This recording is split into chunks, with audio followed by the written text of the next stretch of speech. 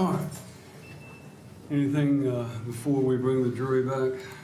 Yes, Judge, we announce on the record that the victim impact statement has been reviewed by the state and defense, and we read the redactions, a copy of those redactions will be available to everyone. All right.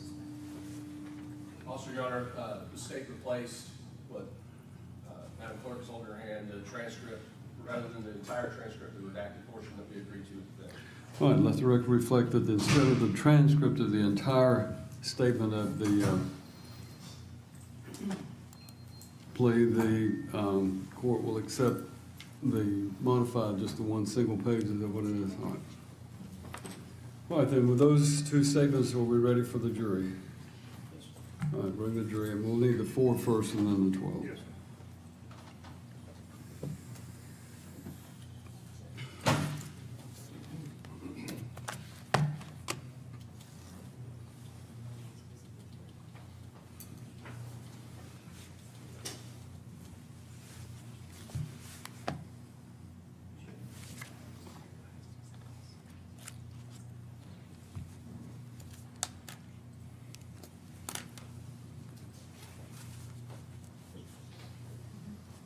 Judge, was Agent Neese sworn in before?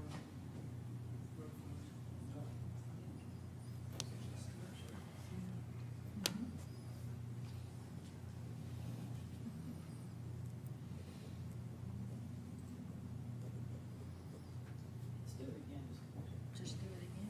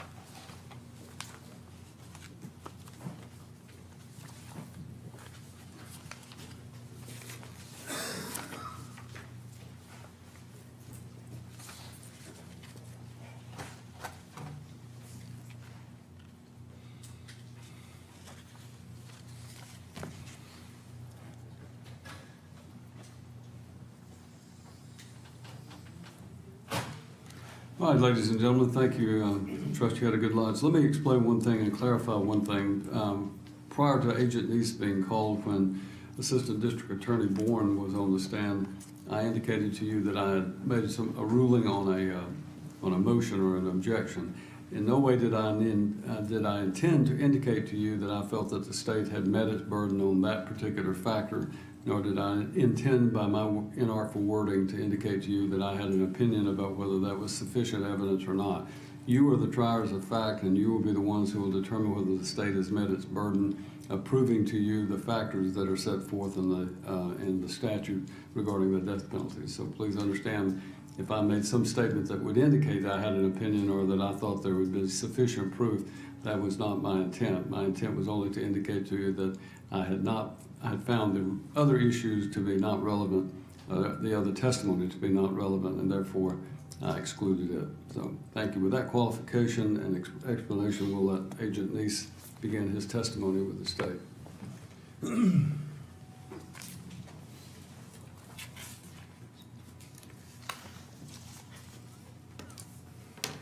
Agent Neese, you have been previously placed under oath, is that correct? That's correct. And that was prior to lunch? It was. All right. Would you state your full name for the record Nathan Lee Neese, and spell your last name? Neese. Thank you. Agent Neese, in conducting this investigation, you conducted an interview with the defendant, is that correct? I did. And you also collected a body camera video, which we've already seen. Yes, sir. I want to direct your attention to a couple of different things, but starting out with some of the defendant's statements that he made to you during the interview. Yes, sir. Did you ask or did the defendant volunteer any statements about having active warrants for his arrest? He did. And what did he tell you? He said that he knew he had 2 active warrants against him. Okay. And in the course of this investigation, have you collected the actual open active warrants that were out for the defendant's arrest at the time the homicide occurred? That's correct. And Your Honor, may I approach the witness? You may.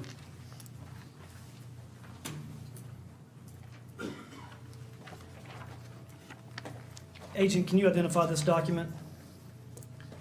Yes, it's an arrest warrant. Okay, and it is issued out of what county? Cheatham County. And what is the date the warrant was issued? Date is May the 29th, 2018. Thank you. I'll pass that as the state's next exhibit. 250.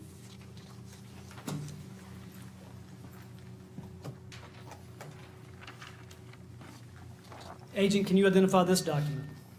Yes, it's another arrest warrant out of Cheatham County, Tennessee. And the date it was issued? May the 29th, 2018. And if you look up in the top left corner where it gives the defendant's name, it says State of Tennessee. Joshua Wiggins. Okay. And does it have listed a case number? It does. And what is that case number?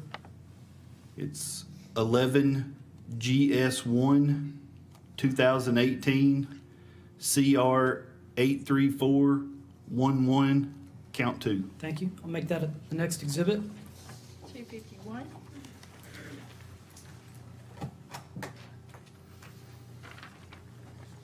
Agent, if you would please identify that document. This is another arrest warrant out of Cheatham County, Tennessee. Okay. And who is it issued for? Stephen Joshua Wiggins. And the date of issuance? May the 29th, 2018. And do you see what count number that is? This would be count 3.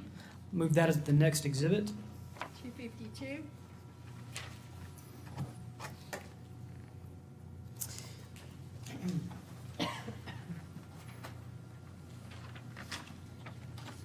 Agent, can you identify this document? Yes, it's another arrest warrant. Okay. And is that issued out of Williamson County, Tennessee? It is. And can you tell us the date that the warrant was issued? Looks like the 26th day of April 2018. Thank you. I'll move that as the next exhibit. 253.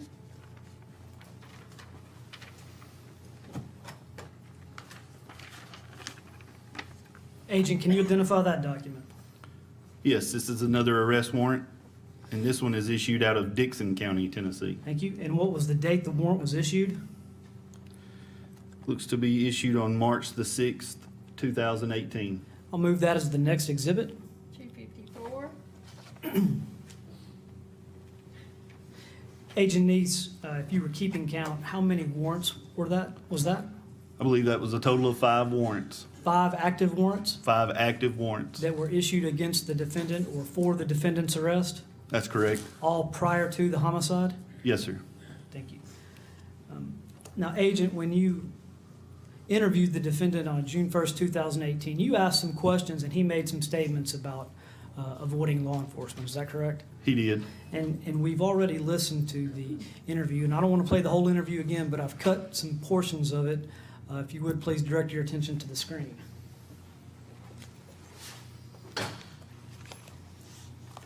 One of the questions I had, when you walked up to the car, you knew and identified him as a police officer, is that correct? Yes, I know it was an office. What did you ask the defendant, and what did he respond? I asked the defendant if he recognized Sergeant Baker as a police officer, and he stated that he knew he was an officer. Okay. So on this particular morning, Sergeant Daniel Baker, was he on duty? He was. And he was engaged in his duties as a law enforcement officer. He was. Was he engaged in those duties when he approached the defendant? He was. Did the defendant, by his own words, recognize that Sergeant Baker was performing his official duties? He did. Did he recognize that Sergeant Baker was a law enforcement officer Yes, he did. in performance of those duties? Yes, sir. If you would play the next clip, please. Again, when he walked up, and he asked what was going on, I told him we had a flat tire, and I had a friend on the way. And he was like, okay, and then he started just, Did he ask you for any ID? he asked me for my ID. And I told him I wasn't sure exactly where mine was because the car was packed to move. Okay. You know, I mean, everything, it was, and he was like, okay, and he asked my wife her name and so.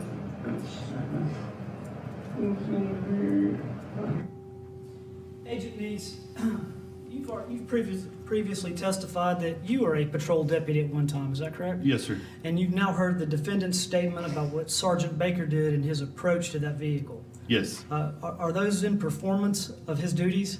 Yes, so that would be the normal course of action for an officer is when you come up on somebody, especially someone you're not familiar with, is to ask for identification so that you can verify their ID and continuance of that investigation. Thank you. Next slide, please. So he asked you who you were, right? When he walked up, you knew he was a cop, and he was asking you who you were. Who'd you tell him you were?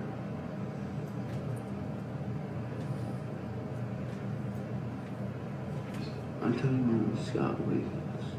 What social security number did you give him? Just one off the top of my head. Just numbers off the top of your head? Is it close to yours? Yeah. What? Agent Neese, Sergeant Baker asked the defendant what? He asked his name, who he was. And again, is that part of his duties Sure, as a absolutely. law enforcement officer? Yes, sir. Attempting to identify the person he's speaking with? Yes, sir.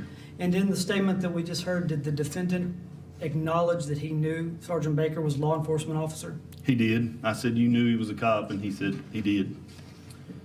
Next slide.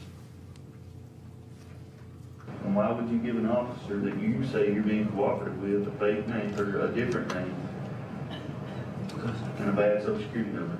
I don't have a driver's license. Agent Neese, did you ask the defendant why you would give a law enforcement officer a fake name? I did. And what was the response? His response is that he didn't have a driver's license, is why he was trying to show that he was somebody else. Okay. Next slide. Okay, so that's another kind of interesting statement.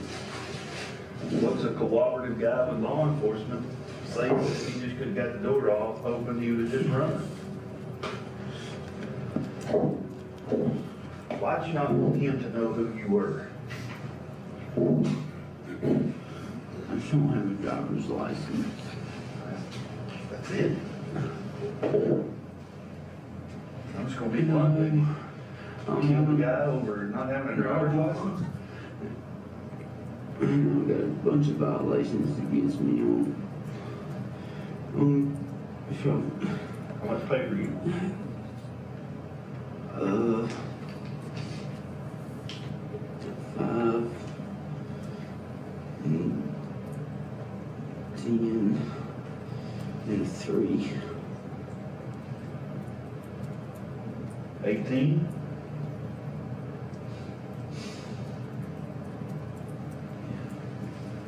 And they're all consecutive. So, Agent Neese, what did you ask the defendant? I asked him about the fact that he was trying to elude who he was and that he was that he had a lot of violations against him. And I said, to be blunt with you, when he talked about not having a driver's license, I said, to be blunt with you, kill a guy over not having a driver's license? And he said, no, he had a lot of violations against him.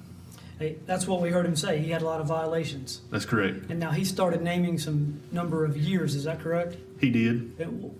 What was your understanding of what he meant by those? Objection. We approach. May?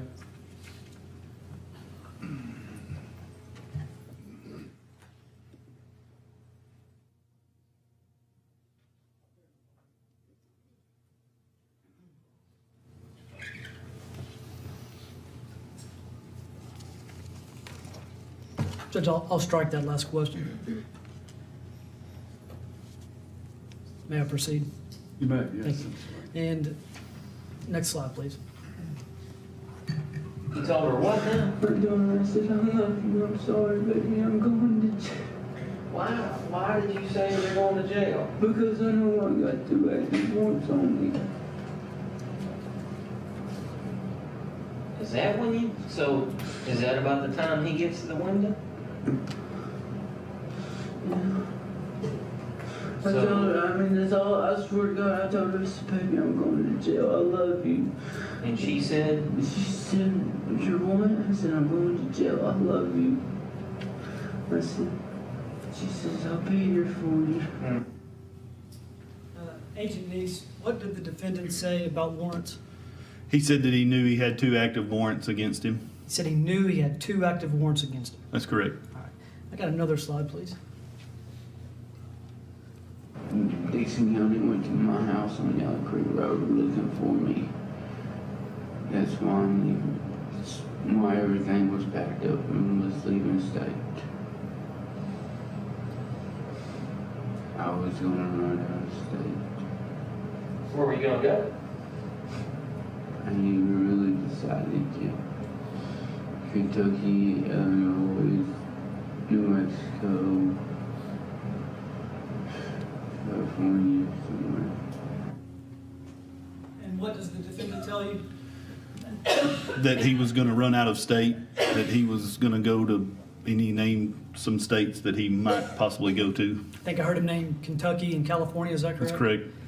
So let's kind of review. Did the defendant tell you that he knew he had active warrants? He did. Did he tell you he was trying to leave the state? He did. Did the defendant tell you that he knew Officer Baker was a law enforcement officer? He did. And just to confirm that, was Sergeant Baker wearing a uniform that day? He was.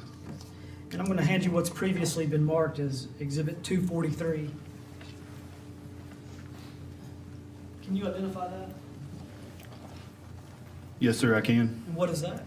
This is the uniform of Sergeant Baker. Okay? And is that the, can you describe the portions of the uniform? So you see the uniform shirt. It's a what I would describe as a short sleeve Class A uniform. It has the pants with a stripe down the side of both legs. Thank you. I'll move that as the next exhibit. It was already presented. I'll strike that. It's already an exhibit in the sentencing hearing. So. And Agent Neese, if you can identify this document. So this is a picture of Sergeant Baker's Unit 500. It is a marked Dixon County Sheriff's unit with a push bumper. It is what I would describe as a slick top, and it has a spotlight on the front. It has an eyebrow light bar across the front windshield. It has a distinguishing 500 license plate on the front of the vehicle. In looking at the photograph that you have in your hands, is there any issue identifying that as a law enforcement vehicle? Absolutely not, and especially where Sergeant Baker parked his vehicle that day in clear eyesight of the Saturn. He was parked in clear eyesight of the defendant, if the vehicle the defendant was in. That's correct. Officer Baker, Sergeant Baker had on his uniform, He did. and he approached the defendant in his capacity as a law enforcement officer. He did. And the defendant knew he had active warrants for his arrest There's no way you couldn't have known. and acknowledges that he had active warrants. That's exactly right. I'll move that photo as the next exhibit. It was exhibit originally in trial as 94, so it'd be 94 in this. Thank you. And finally, you have reviewed the portions of the interview that we just played, is that correct? I have. And those are clips from the original video and recording of the defendant's statement to you. Yes, sir, they are. And I'll move that, those clippings as the next exhibit. That will be exhibit 255.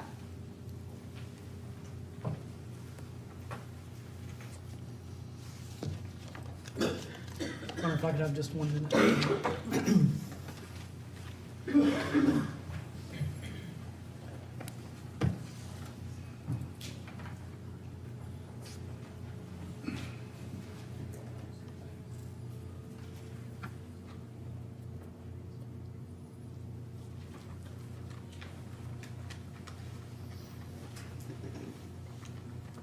We'll pass the witness. Any questions? Thank you, Officer, or Agent Neese, you may step down. State may call your next witness. The state calls Lisa Baker.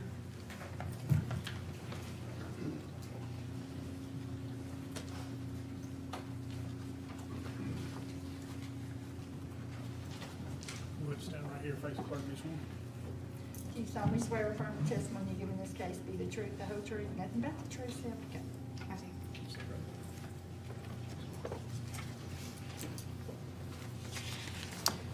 Would you state your full name for the court, please? Lisa Baker. Thank you. And Ms. Baker, you've previously testified, and today you're going to provide the court with an impact statement. Is that correct? Yes, And do you have that prepared statement in your hand? I do. And would you read that for us, please?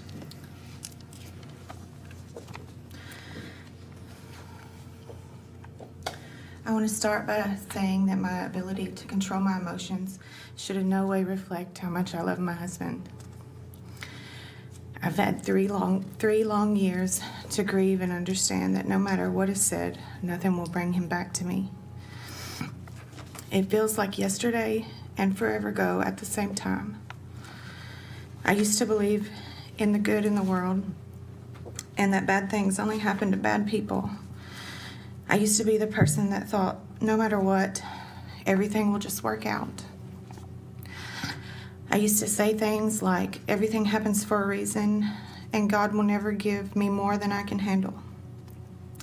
All of that and all of those pieces of who I thought I was, that is all gone. Any picture of what I had hoped my life, our life to be, is now gone. My life and our daughter's life can never be the same, and we are reminded daily of the depth of his absence. The pain I feel when my child cries out for her daddy is heartbreaking, but I have to be the strong one, and that is so hard. Every girl deserves a good father, and she had a great one. There are so many ways that this life is unfair. Daniel was the very best of the best and so much more than I ever thought I deserved. He was honorable, true, and a love with all your heart kind of guy. There was just no way he could have predicted the outcome of the storm that he willingly ran toward when answering what ultimately was his last call. I believe he was always prepared to do whatever job he was called to do, but no one could have been prepared for what happened that day. I'm truly lost without him. He worked hard every day to be the best husband, father, leader, and human that he possibly could. He helped many strangers and never expected anything in return. He tried to promote good and always lead by example. I have begged many times for God to let me trade places with him, not because I wish to die, but because Daniel deserves to live. This world would be a better place with Daniel in it. Meredith, our baby girl, our precious little girl that has been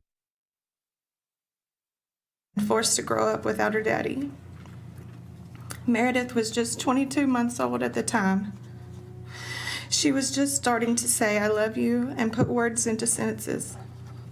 And now she is 5, and her questions are many. All that I have been able to explain to her so far is that Daddy was working, and he went to help someone, got hurt, and was unable to make it to the doctor. She believes that her daddy is a hero, that every American flag, eagle, and police badge are all just for her daddy. Since his death, Meredith searches the sky every night for the moon so she can blow her daddy kisses and tell him that she loves and misses him. Then at bedtime, she calls her daddy on her Minnie Mouse play phone to tell him about her day and say goodnight. She knows that he lives in heaven, but doesn't quite understand that he is never coming back, that he will never be here to hold her, to kiss her, to watch her grow, to offer fatherly advice, to walk her down the aisle, to meet his grandchildren, to do any of the things that a father would, could, and or should be here to do. All that remains are the pictures, a few videos, and many stories of the great man that I know undoubtedly would have given her the world.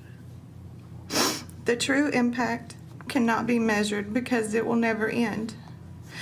There will never be peace. I personally seek my peace from my Heavenly Father. What about my child? What about Meredith? What should I expect or look for as she gets older and could be looked at as effects from her childhood trauma? What should I expect for her trauma, or should I expect that her trauma will lead her to drug and alcohol abuse, that she will one day be in and out of jail, and that she could one day ruin someone else's family? I'm the only person left to hold Meredith at night, answer her questions, and calm her fears. I do not, as a mother, ever want her to question that I have done everything in my power to pursue justice and promote change.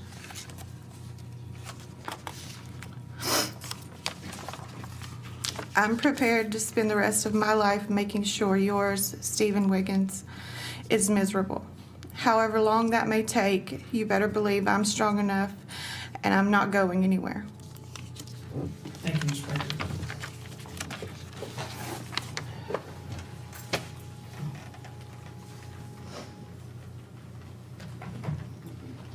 Your Honor, the state arrest is proof. All right, for the purposes of the sentencing hearing, the state is now arrested as proof. And ladies and gentlemen, I had a pretrial conference with the lawyers involved. The next step would be any proof that the defense wishes to offer, and there's some preliminary things that we've got to deal with. So we're going to stop with our hearing today at this point, and then we will resume Monday morning and hopefully be able to move through and conclude the case at the beginning of the week. So we will go ahead and adjourn. If you will step with the officers, please. And I'll have our four go first.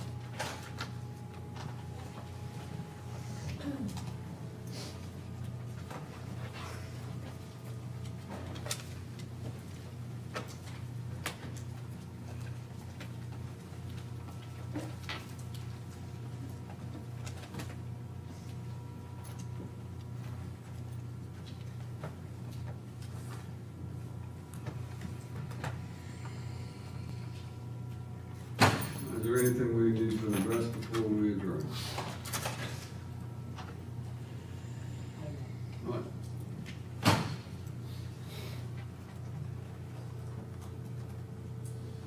Then we stand adjourned. All right.